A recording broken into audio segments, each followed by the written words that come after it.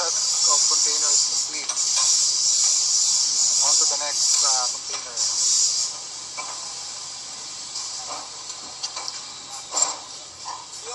Second container.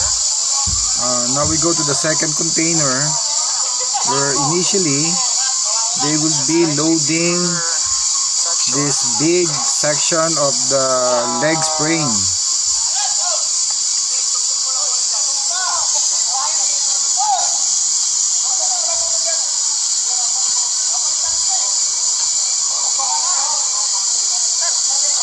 This is the hardest part of the loading because the size of this frame is bigger than the opening of the frame. So it's bigger than the opening of the container, so that it will be installed diagonally.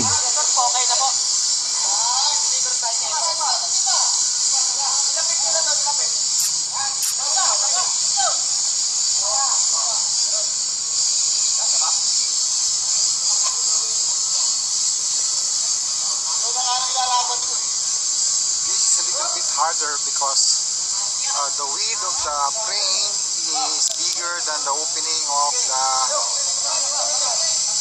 container. Tanggalin mo na kasi sigarilyo mo eh.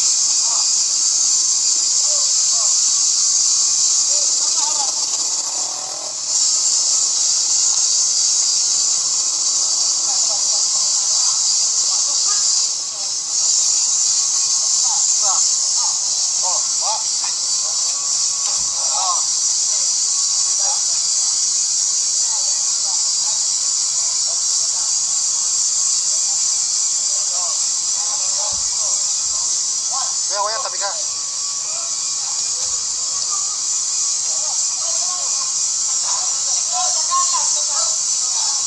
Be careful, be careful. So don't damage the frame.